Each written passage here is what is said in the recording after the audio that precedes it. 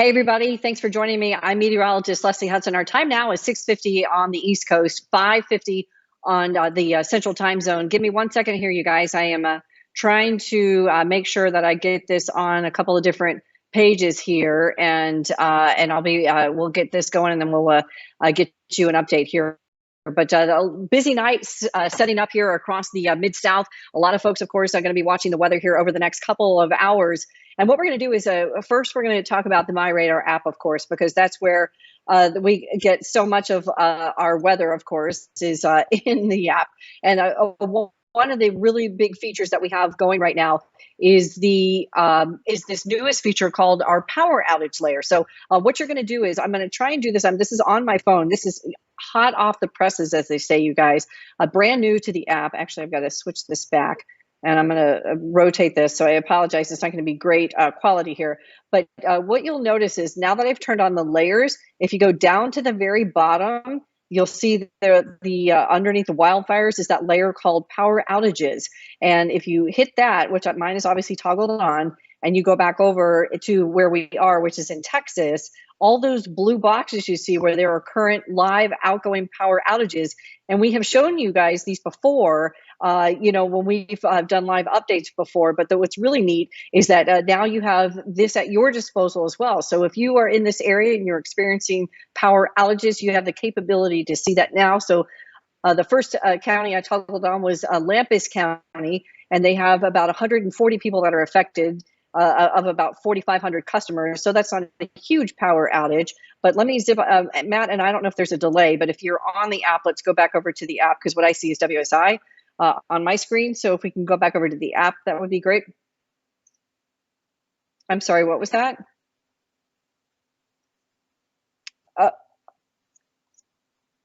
Oh, okay. So if you can take my camera for then just leave that. Can you leave that full or no? Oh, that looks pretty small. Now I see what you're talking about. Okay, so let me just quickly show this to you, really, guys, really quickly. So the next one behind me is McCullough County, and again, there's about 260 people that are affected out of about 4,300 customers. So I apologize. We're kind of doing this on the fly behind me, but you can nonetheless see what this new feature is, and we'll show you this in better detail when we have all the resources behind us. But let me switch over, and we'll take you to WSI, Matt, and then we'll talk more about the power outages, what people have been looking into as we head into these next couple of hours. So what we're looking at tonight, you guys, is again possibly the possibility of widespread hail in parts of Texas and even into Oklahoma. So as we take a look at this, and Matt, go ahead and take that full, if you will.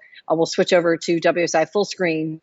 You can see that there's already a fair amount of weather that's in the Texas Panhandle, and that is what we're going to be tracking tonight. So as we head into the next few hours into the overnight, there could be that potential for not only these rotating storms, but also damaging hail and high winds. So let me get this over here, and we'll zoom in to the Texas Panhandle because there's already been a history of weather here. And you can see our software here, our storm prediction software, is already picking up on rotation through the Texas Panhandle. And that is where we think some of the larger storms that are starting to develop could be an issue. So as we head into tonight, these storms are tracking towards the east, and they will be impacting not only the Texas Panhandle, but parts of Oklahoma and over into central Texas, and then eventually over into Louisiana, which has a whole separate issue going on right now as well. I'm going to show you that as a second, but let me just zoom over here. We'll do a quick pan of these storms through Texas. Dallas looking good.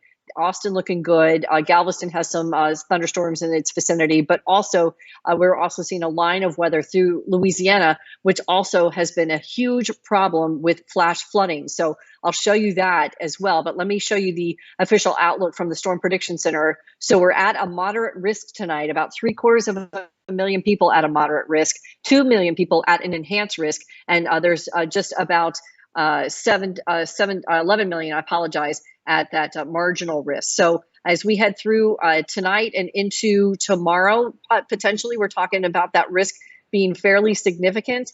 There's about 21 people at that marginal risk as well. But besides the fact that we're tracking the severe storms and potentially baseball-sized hail, by the way, Several of these storms have had a history of very large hail, 2 to 3, maybe even 4 inches of hail in diameter. And then when we look at our estimated rain totals so far, this is where it has been a massive problem through parts of eastern Texas and western Louisiana. There has been flash flooding emergency declared in a few of these select areas. There has been water rescues as well. You can see that the estimated rainfall accumulations in those blues and those blacks are anywhere from 5 to 10 inches, and some of those spots saw just up to 2 to 3 inches of rain in an hour. Now, Matt, we've got some video I know that you have out of Fannett, Texas, and this was shot by our good friend Johnny Lively, where there was about 17 inches of rain that came down in less than 2 hours there. He got his drone up and was showing some of the flooding damage here. And you can see that this is an area that has been hit very, very hard with torrential rains and flash flooding over the course of the last several months. But again, ongoing flooding concerns tonight. And of course, as we head through, maybe even tomorrow, we could be seeing the flooding risk. You can see the standing water there. And we're concerned, of course, how that will play out in terms of the rivers and the tributaries and how folks will get out of this mess that is in this area of the country. So there's multi-pronged weather hazards, including tornadoes, hail, and of course, this flooding risk. So we'll go back over to WSI, Matt, and we'll take a look at the loop of the radar imagery, which again, showing most of the weather at this point in this hour is on the eastern side of Texas and on the western side of Louisiana.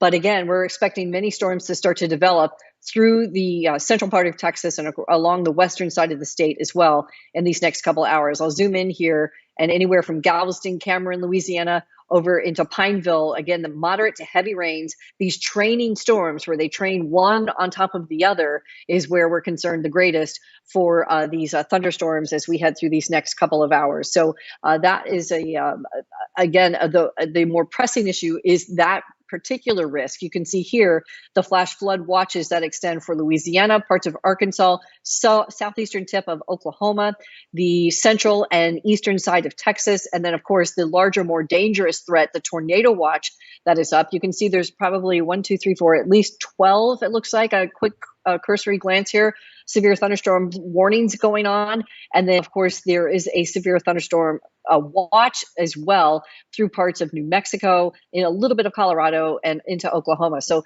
lots of weather hazards, you guys, that are ongoing currently right now that we're going to have to be keeping an eye on through tonight and into tomorrow.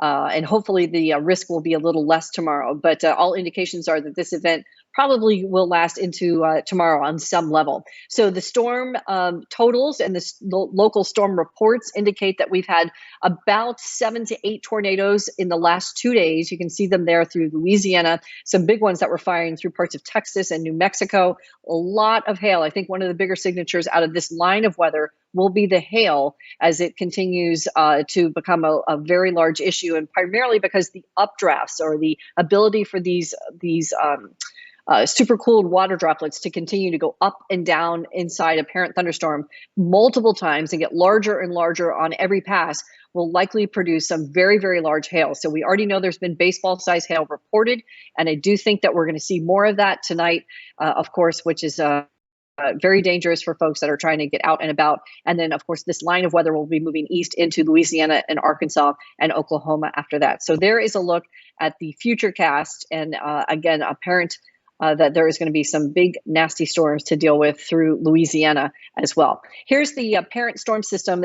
Everything's riding on that dry line. So that sector between the cold front and that stationary front, that little notch there, is where almost always we look for severe weather this time of the year. And of course, right now is no exception. Those storms will ride in that notch of that dry line as we head into tonight. And then the question is just how intense it gets before all is said and done. So things are really just starting to ramp up right now.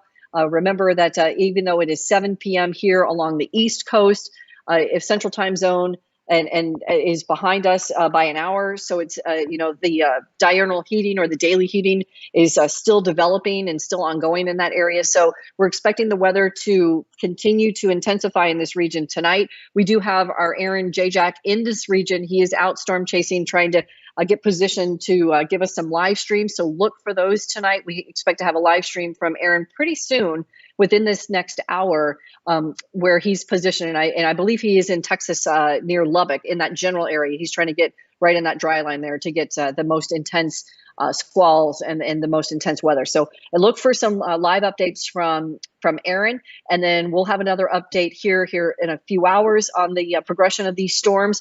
And later tonight as well, we'll have another update, probably around 11 p.m. is when we tend to do our last one, unless the weather dictates that we do more, and we'll do that as well. So for now, I think that'll do it. We continue to monitor the weather here. You can keep it here live with the app, or we, of course, are streaming across all of our social media pages and on YouTube. We would love for you guys to make sure you're subscribing to our channel. Apologize for the hiccups there in the beginning. We were trying to get this feature. It's brand new, the power outages feature. So I apologize that, behind me it did not look great, but we were still trying to get upgrades so you guys could see it behind me. But nonetheless, if you go and launch the app, in the layers menu, the very bottom feature is called power outages. It's below wildfires, and it will show you the live power outages that are affecting your area, or if you have family in that area, we'll show you where the power outages are. All right, you guys, that's going to do it for now. I'm Chief Meteorologist Leslie Hudson. Just a couple of minutes past 7 p.m. here local time. We'll have more updates for you throughout the night. Stay safe.